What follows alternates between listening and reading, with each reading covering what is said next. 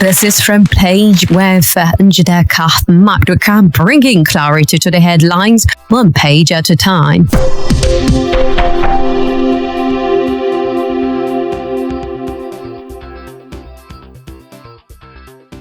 Yes, welcome to fresh episode of FrontPage with me, Njideka Maduka. Monday morning. Today is a lovely Monday. Not too lovely if we were to go by the sad tales in the country, part of which we're going to talk about on the front page today. There seems to be a bit of dark shadows cast on the country because of the security situation, especially in Oyo State. Some persons in the forest as we speak under the captivity of criminals, and it's such a sad time for all of us, and hoping that regardless we're going to scale through this as a nation, and the victims will be rescued in no distant time, right? We're gradually winding down to the first half of the year, hoping that before we say Jack Robinson, we're going to get some sort of good news, at least to make the rest of the days in the last month or the first half of the year worth the while. So welcome to the front page. You already know this is where we tend to bring to you some of the events happening in the country, break them down for you to understand, and of course make proper sense of them. And we are with some national dailies before us. We have the Punch, we have the Sun, and of course the Vanguard. This is FrontPage with Njideka Maduka, bringing clarity to the headlines, one page at a time. Beginning with the Punch, on the front page of the Punch, related to what we just mentioned earlier on, it says a state rush to deploy forest guards as insecurity deepens. State rush to deploy forest guards as insecurity deepens. Looking at the lead, it says the deployment of forest guards has gathered momentum with Kebbi, Gombe, Kwara, Kaduna, Edo, Imo, Bayelsa, Anambra, and several other states are scaling up operations under the federal government-backed initiative, although implementation remains uneven nationwide. The renewed focus on forest security follows President Bola Tinubu's approval of the recruitment of 1,000 forest guards after recent attacks and abductions are linked to suspected bandits in Oyo and Kwara State. Sad stuff. The lead is quite self-explanatory. There has been renewed effort to increase the number of forest guards in various states owing to the rise in insecurity across the country, most recently in Oyo and Kwara State. First of all, let's start by expressing sadness over what happened in Oyo State and what is still happening. More than 3 weeks now after the abduction of students and teachers from different schools. Many of them are still in captivity. Today makes it about 24 days. Reports suggest that the victims and their abductors are somewhere around the old Oyo National Park. We have heard that security operatives have tried to contain the area and prevent the terrorists from escaping, but the rescue mission has reportedly been complicated by the terrain, the vastness of the forests, and there has not been much activity around the area, obviously. There have also been various reports about the demands allegedly being made by the kidnappers, including reports about the release of some detained terrorist commanders, the Ansaru commanders that were arrested recently, and even claims about the implementation of Sharia in your state. Now, how accurate those reports are is for authorities to confirm. But regardless of what turns out to be the truth, one thing stands out from this Punch report. Nigeria has not been proactive enough in securing the forests. We have not been proactive enough. And it's unfortunate that it appears we had to get to this point before we started treating the issue with the urgency it deserves. Remember, kidnappings linked to forest corridors did not start with Oyo State. For a long time, we have heard stories, particularly in the north, of terrorists and bandits operating from the forest. Even in the south, travelers have been abducted from highways and taken into nearby forests. Some of them make use of the bad roads and waylay travelers on the roads and subsequently take them into the forest. There have been repeated calls over the years to properly secure forest areas, comb those forests and flush out the criminal elements. Some of these conversations even happened during under the former president Muhammadu Buhari. I remember suggestions at the time were quite rife, but somehow the issue never received the level of attention it required. Perhaps what's making the Oyo incident particularly emotional is that people are now seeing videos of victims crying, pleading and appealing for help. And you've had protests, you have had people pleading with the federal government on social media. And on Children's Day, a number of persons had to plead to the federal government to speed up actions to release those people. So when Punch reports that states are now rushing to deploy forest guards, the question is, why did it take this long? Why did it take this long? Now let's look at the numbers. Remember that the federal government graduated about 7,000 forest guards last year, December. The long-term target, according to earlier reports, is about 130,000 forest guards nationwide, with each state expected to at least recruit not less than between 2,000 to 5,000 forest guards. At the initial stage, 7 states were selected as pilot states. States like Borno, Sokoto, Yobe, Adamawa, Niger, Kwara, and Kebbi.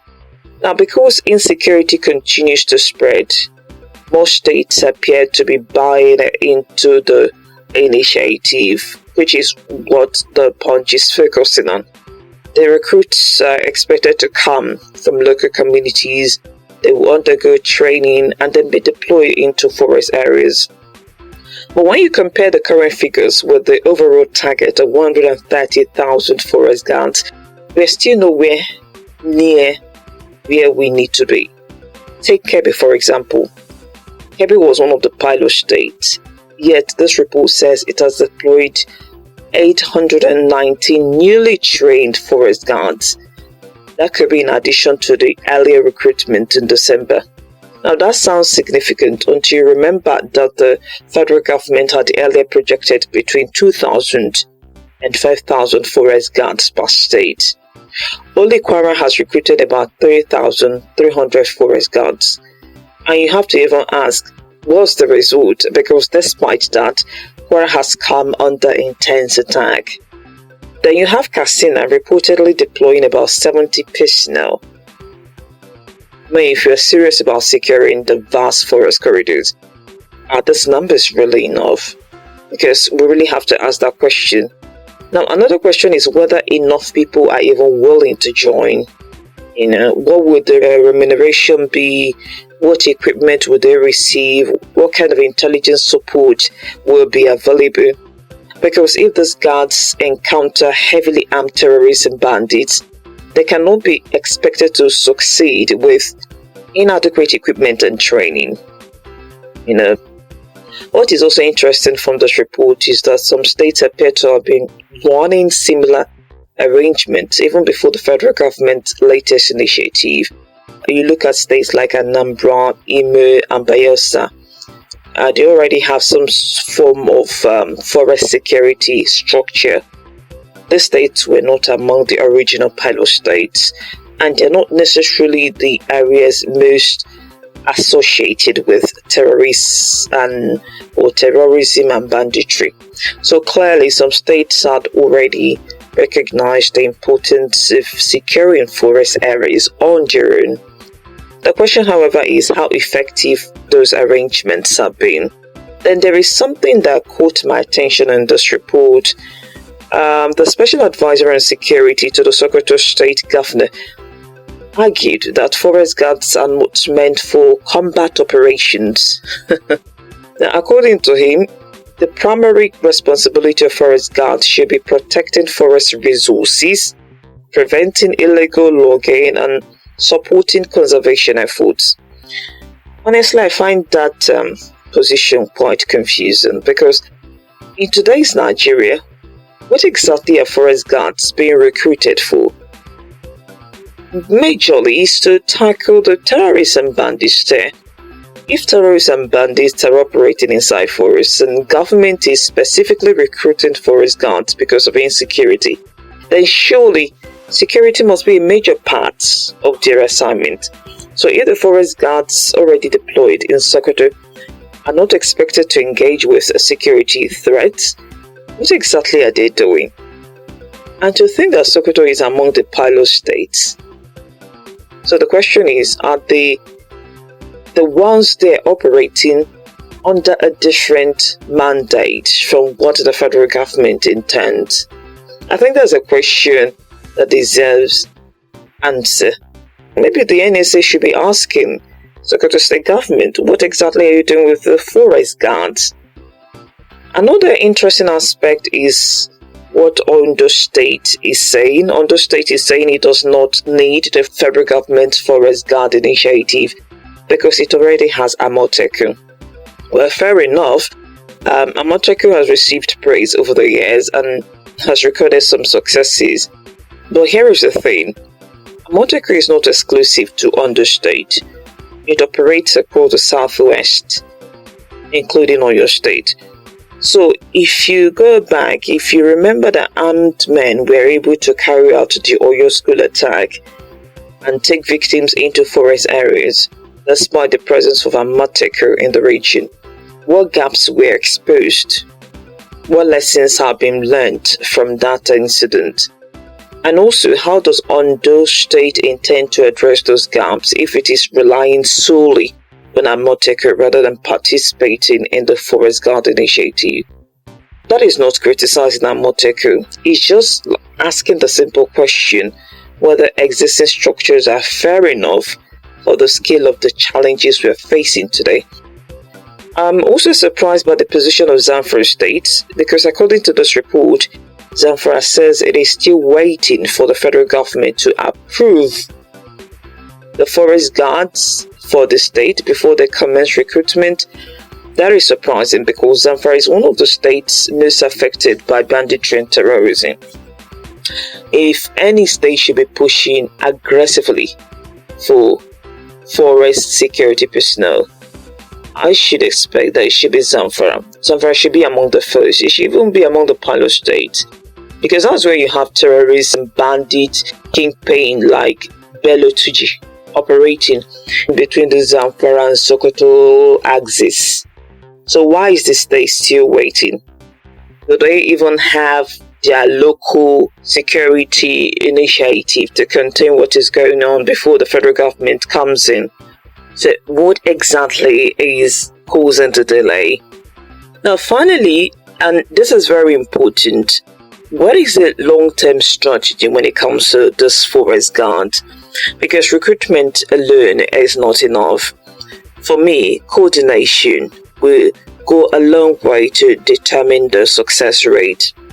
For example, if thousands of forest guards are eventually recruited and terrorists are pushed out of the forest, what happens next? What measures will prevent them from relocating to other areas? What stops them from moving into nearby communities or crossing into neighboring states?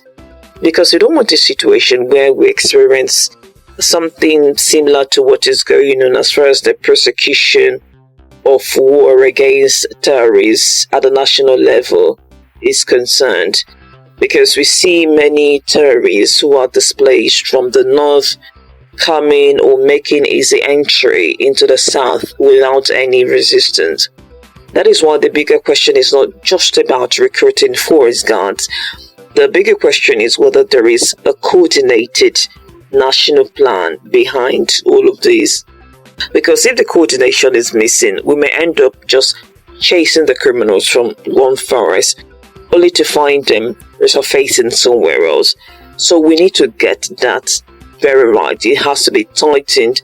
We need to have foot soldiers who are on ground to prevent further attacks on residents or even escape of terrorists once they're dislodged from the forest. I'm going to leave it here for the punch. Up next is the Sun. It says the federal government will surrender to terrorists, bandits. Tinubu assures Nigerians federal government won't surrender to terrorists, bandits. Tinubu assures Nigerians. Says recent attacks, abductions, painful reminders that more work remains to be done. More work remains to be done. It's as simple as that. Show workings, that's the way he said in local parlance. The president will need to show workings, the government as a whole will need to show workings. The president spoke at an interdenominational service ahead of June 12th, which is Democracy Day. I mean, that on Democracy Day, we're going to be perhaps articulating what we have gained so far as far as democracy is concerned. And the president is saying that all of these attacks are reminders that more work needs to be done. So, share workings. Yes, the forest guard is part of it, but there is more. Getting to the root of the problem. What's a permanent solution to that? Because we really cannot continue like this. I'm not talking about the de-radicalization of repentant terrorists under the Operation Safe Corridor. I'm talking about expunging extremist ideologies in its entirety. Expunging the bandits. What's the root cause of the problem? Can we get to it? Basically. Last but not the least, on the Vanguard, just giving it a mention, Atiku would have won 2027 presidency if he backed Obi in 2023. Dati Ahmed. Atiku would have won 2027 presidency if he backed Obi in 2023. Dati Baba Ahmed. Dati Ahmed has been speaking quite a lot recently. Some of his speeches have been quite disappointing for a number of persons, especially the one he said that he supported Obi as vice presidential candidate out of sympathy. I mean, can you believe that?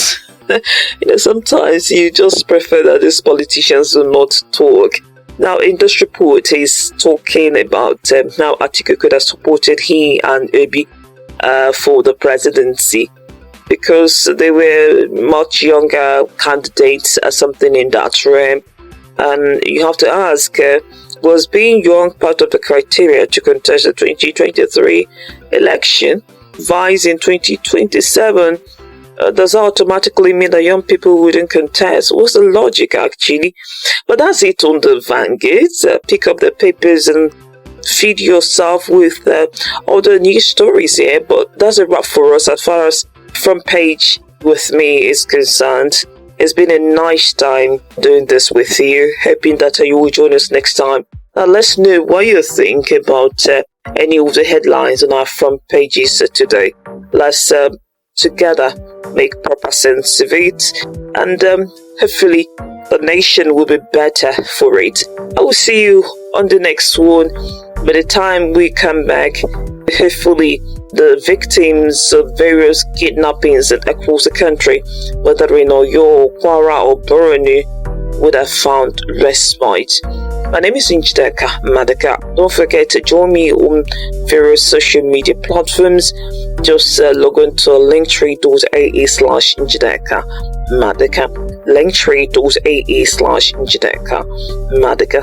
Let's keep the conversation going, bringing clarity to the headlines, one page at a time. See you next time and have a great Monday.